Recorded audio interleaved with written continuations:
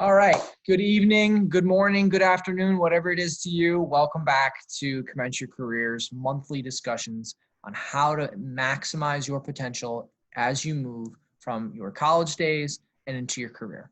So if you remember last time, we kind of went through a whole course overview of what you're going to learn in the 10 skills throughout our monthly sessions, all wrapped around with productivity at the center of it all. And as you remember last time, we dove into a little bit on networking. So today we're going to jump back into networking and we're going to have an important addition this time. What is that important addition? It is how to effectively utilize LinkedIn. And not only just building out that impressive profile to make sure that you're drawing attention from recruiters and, not doing yourself a disservice of being weeded out from the interview process because you don't think it's taken seriously, but how to actually use it as a tool and a communication medium to have a leg up on your peers. So LinkedIn tips on building out your profile, how to use it as a communication platform, and how to search for good content to engage with. So that's what we'll jump into today. But before we do so, let's revisit the last slide of what we discussed to kind of refresh your memory. If you remember, as I said last time, and we'll keep practicing these productivity skills, it's important for something to go from your short-term to your long-term memory to consistently recall the information. So what you should do is pretty much 6 different intervals. You should recall it immediately. You should recall it the next day, so tomorrow in this case. You should recall it 3 days from now. You should recall it 1 week from now. You should recall it 3 weeks from now. And then finally, a month from now. If you do that, it'll be logged into your long-term memory. So keep that in mind. Put a note on your calendar to remind yourself of, hey, I want to recall this information next week in order to ensure that I'm fully grasping it. And that's something you can take with you for any course, not just our courses here. So, all right, let me shift over here to a quick recap of what we discussed last time. So the 3 questions that everyone asks themselves, and this is not just in networking, this is in pretty much any perspective ask you're going to have in your life. People are going to be thinking to themselves, whether out loud or just in their head silently, why should I care? What's in it for me? And why you? I think the last one that we added, if you remember correctly, was why now? Why should I talk to you now? So when you're approaching with this lens, it just puts yourself in their shoes. And it lets you address those no's and how to overcome those no's before they arise. So that's the major principle of all of our communication, is being other-centered and taking perspective from others. And then one of the items we talked about was it's not just networking. You also have pyramid hopping. So what is that? That means that instead of going from A to B, going directly to the channel that you need in order to get that job, you go from A to, we'll say, lowercase a over to B. So it's going from, okay, your point of contact, and you need to reach them somehow. However, let's make this little pit stop over here because this is my super connector in my network. And this is the person who's going to be able to launch me to the point I need to get to. So think of it as something like a gate. There's a gate, there's a moat. If you're an old-fashioned kind of castle fan, and you can't get to B. So let's develop, I guess I should say little b rather than little a, that person who's going to be able to be my jumping off point or my sounding board to get me into the castle. So how do you develop those relationships with super connectors to develop your end goal of networking? And then don't underestimate the power of a first impression. Really think a lot about how to improve your listening skills. That's probably the most critical one. I know that icebreakers can sometimes be a little corny, and I know that conversation starters are sometimes also difficult to utilize with an audience that's a little bit nervous, especially coming back from COVID. So think about active listening and storytelling. So active listening, what are some of the techniques there? It is not only just listening for what someone said, but making sure you don't have your own agenda.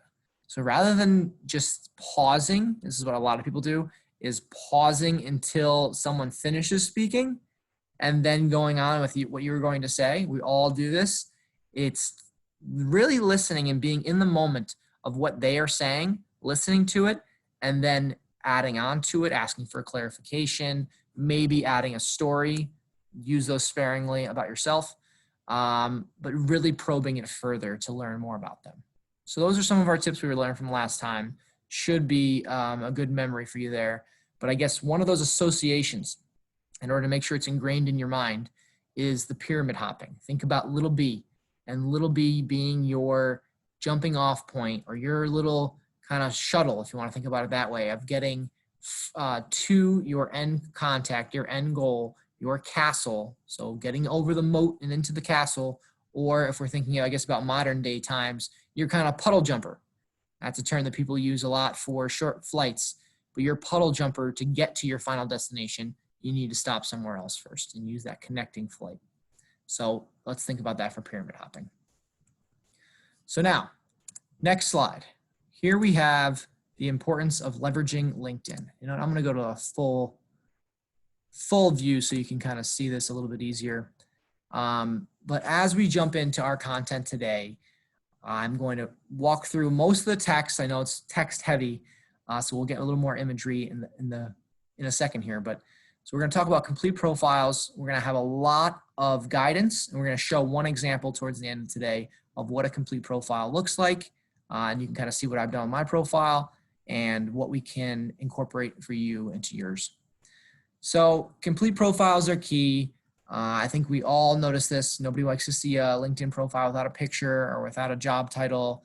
It's incomplete, and it's just not beneficial to the person who's researching you. So it's kind of a hassle, and it's not beneficial to you because you're trying to be seen and be heard and stand out. So that's one point about LinkedIn. Another one is on the communication side.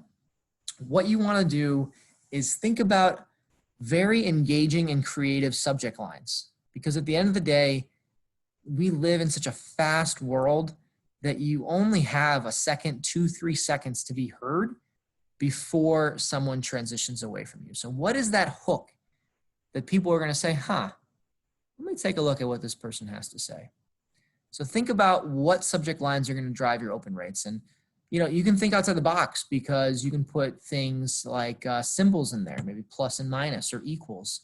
Start to use some of those symbols.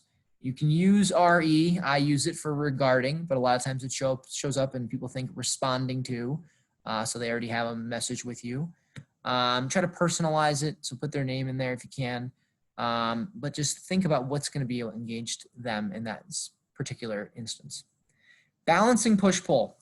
So what this means is, how often are you pushing something out to them, whether it's content or an article, you know, or, you know, hey, I want to get in touch with this person, if it's a pyramid hopping example, versus polling. So what you're trying to get from them. So this is more for professional settings once you're already in the working world. A lot of you right now are going to be working on the poll, but if you can push a few things out that you think might be beneficial, an article for them, or maybe somehow how you can behoove them or benefit them for what they're working toward, if you have a perspective or if you have a connection, what you can push out to them. So balance that if you can. Short and to the point. You only have 300 characters for your LinkedIn networking requests, so you're forced to be short, and you shouldn't be any longer than 500 words in a message. That is really, really long as it is. So think about that, and then think about how you can shorten your message to make it as value-centric as possible. And one of the ways to do that is to make sure that your introduction does not come first. This is a critical point. I will say it again. Introductions do not come first. This was something that we just heard from LinkedIn. Actually, on my day job, they were teaching us a little bit, and they were saying, you know, hey, the most effective outreach is do not start with, hi, I am, ... They start with whatever your outreach is going to be. And we'll talk about what that outreach should look like, but make sure your introductions do not come first. And then do not underestimate the power of extras. So what I mean by extras are, it's maybe not the person's job title, it's not their industry, maybe it's not where they're from, but it is what they're interested in, maybe the companies they follow, and maybe the volunteer work that they did. I mean, these are, when you get beyond the day-to-day of what people do, you're going to find more authentic connection points to resonate with them. People are people beyond, their role, beyond the four walls of their office or the, four corners of their cubicle. So think about that and how you're going to structure your outreaches to be more holistic rather than so role-centric. All right, so now leveraging LinkedIn. We'll talk a little bit about this and following the 4-step commence framework. So for those of you that we haven't had the pleasure of working with just yet, let me write down the 4-step commence framework. So your framework should start with something authentic. So in the interest of space, I'm just going to write down authenticity. But you should have some kind of authentic connection point that you can resonate with them. So maybe you're from their hometown, maybe you have a family member who works for that company, or you really honor and respect that company. Perhaps like if it's a restaurant group, you can show yourself taking a selfie right at the restaurant there. Find those ways to make sure you have an authentic connection point. And then after the authentic connection point, I'll just put interest. But why you are interested in speaking to them. What is it that you are trying to learn? And that should be directly connected, put a little arrow here, to your long-term perspective ask. Long-term perspective ask. So LTPA. Long-term perspective ask should be I'm looking to learn about your experiences in your role. I'm really interested in this field and I'd like to get your perspective as an alum, as, a friend of this person, whatever it may be, whatever that connection point, the authentic connection point is, you should incorporate that into your long-term perspective ask, why you're interested in their opinion. And it should not be specific to a role or a company. If you can't avoid that, if it's their current company, we try to avoid that. If it's broader than just their current company, that's better. But what is your perspective that you're trying to gain from them? This way it doesn't come across as transactional. That's what you want to avoid because so many people are transactional. So let's write that down here. I'll put it over here so we don't confuse it. Transact.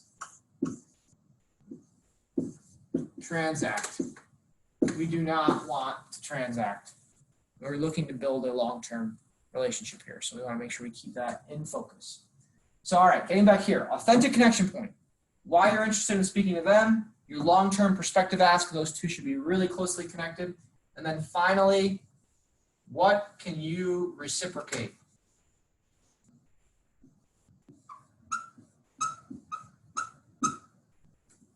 What can you give back to them? Maybe they haven't been to, maybe it's your college campus and maybe they haven't been there in a while and it looks completely different. If you're a BC grad watching this, you know that it looks very different from when I graduated and now when you're there.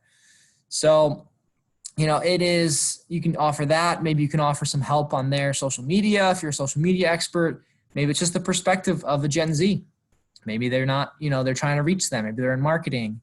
Or media or sales, and they're trying to reach people in the Gen Z category, and you can help them with that as almost a mini focus group.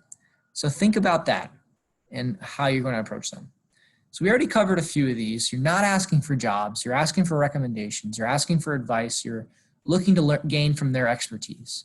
And you don't want to pucker up to them too much. You want to make sure that you're keeping this conversational, but yet still being creative. So let's keep that in mind when you're going through these networking outreaches. All right, so what does a complete profile look like? We'll talk about it a little bit before jumping into an example, but it has a relevant background picture.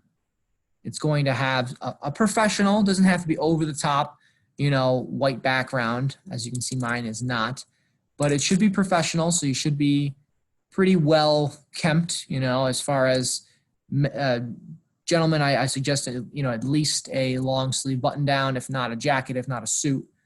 And ladies, I think that a dress is probably the appropriate way to go. I don't know if you have to do the blazer, but at least a dress. And then you want to make sure you have something that's action oriented and achievement oriented throughout your profile. especially in your About Me section. And then follow relevant groups, companies, causes, any other ways to build your authentic connection points for people to see. So when you're reaching out about, the volunteer cause, they can see that it's something you personally endorse and maybe something you're personally involved in as well.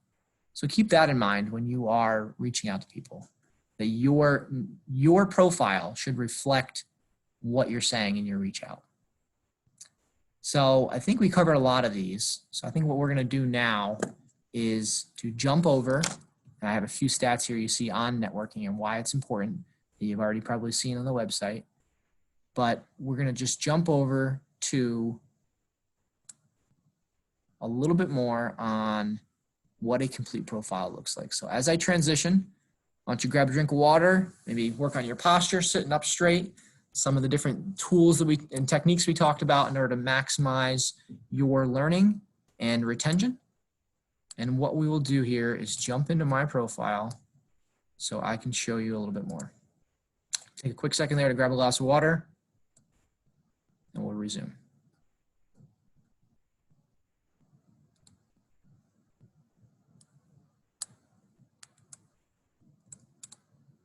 Okay, terrific. So now we're back here, and you should be seeing my profile. And let's talk about each section. We'll break down each section so you can think about it not just as a holistic element, but as a checklist of what you need to do for your profile. So first, as you can see here on the top, we have Welcome to Brighter. This is the slogan for my company, Mercer, that I do as my day-to-day job. And it's clean, it's clear, it has a good visual to it, it's appealing.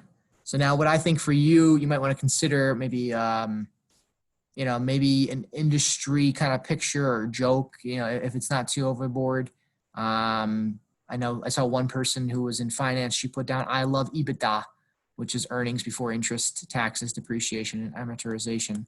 But that was something that a lot of the other CFOs really resonated with. So you can think about something like that. You can think about something for your college or maybe your hometown.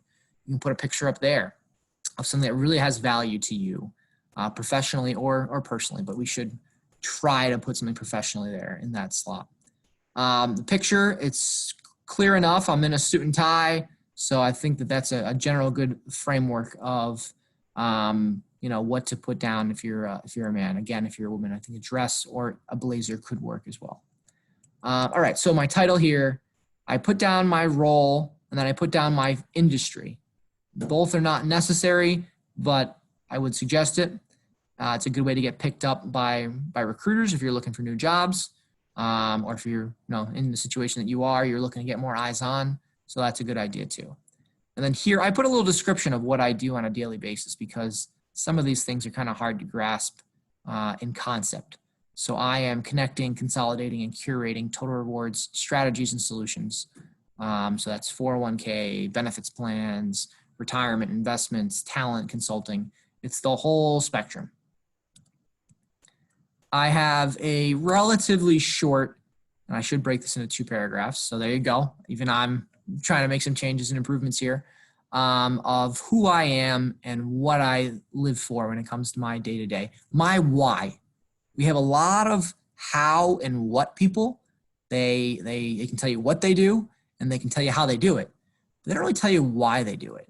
So try to really get at your why you want to do what you want to do and why that's going to be fulfilling for you and why that is going to connect your passion with your purpose to maximize your potential. So let's write that one down too. Why you are able to connect passion with purpose, maximize your potential.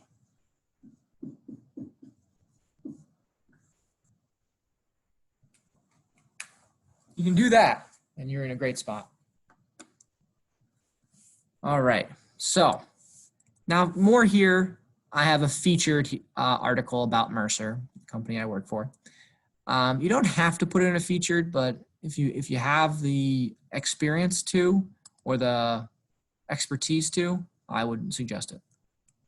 These are some insights that you'll see on your page. And then activities. So we'll talk a little bit more about what to be active on, but resharing and commenting are great ways to connect with people because not a lot of other people are doing. They're outreaching. A lot of people are sending connection requests. A lot of people are sending messages, but not a lot of people are engaging with the content that your prospective, person you want to network with or connect with is sharing. So we'll talk about how to utilize that. And then you should have your experience. I have a couple of links here too to content that people can engage with. And then, a short sentence or so, as you'll see here. This is, about 1 sentence per line, 2 sentences per line about what I do. So obviously here you see commence. And then my former roles as well. And when you get down to here, you'll see education. A little bit about the activities that I did while at BC. I would recommend putting in the activities. It's another way to connect with people and another way to get recognized, especially from recruiters. Volunteer experience, again, probably one of the best ways to authentically connect with somebody. So put that in. Skills and endorsements, I don't have too much stock in and recommendations, but you should definitely list some, and you can pay people back by endorsing them. It's a good way to get on their radar for different skills if you know that they have those skills. That's critical. A lot of times people endorse me for skills and I have never worked with them, and that's actually a red flag to me because then I know in my head that they are looking for something in return. So only do it when, again, it's authentic, it's genuine, and you have worked with them in the past. So accomplishments here, I put down the courses, and I'll update this because I'm been out of school for years now, but I also have my trainings in here. Sandler training, Costigan training, I want to add Miller Hyman training. So all the different sales and relationship development trainings I've done, I can list here. So put your accomplishments and your relevant coursework. I left this in here for the reason of today's session of, an example of some of the courses that'll be resonant for the field I was going into when I graduated. So keep that in mind and list them in your accomplishments along with any honors that you have or any awards or scholarships. Interests, I think, are also important, and we'll end here today because I know that we're coming up on 25 minutes. But, think about influencers, people that really inspire you. A lot of them could be authors. A lot of them could be columnists for different newspapers or television anchors, or hosts on TV shows. You can follow them here. Companies, I have a smattering of different companies here, ones that I've competed against for business, ones that I follow for content, some clients of mine, as well as, companies I've worked for or companies that I support. So you'll see a lot of them listed here, and you can follow along too. So Leva is a good one for college students. Of course, we have our page, and then Zen School is releasing something mostly overseas as well for college placements. Groups are great to follow because, again, it's that a little bit more of a connection point than just the company because it's a specific group that you belong to. So it's good for especially for internships that you've had, become an alumni of that internship camp. Maybe you'll find some good opportunities there to connect, especially as well as your schools. So don't just have schools here, but include them in your groups as well. That's critical as well, is to make sure that you're having something that you did while on campus, and something that you did, if it's not on campus, then it's something you're going to do in your career or something you want to do in your career to join different groups like that. So as you can see here, I was in the tech and communications alumni because I worked in tech sales. So these are different groups to leverage, and this is probably the second most important part beyond your school of how to connect with people. So we'll end here for today. We'll talk a little bit more about how to connect with people in comments and messages before shifting over to our next segment on how to interact and engage with people when we do finally go back to a real in-person live world. So I thank you for joining today. I hope this session was helpful for you, and we look forward to our next conversation together.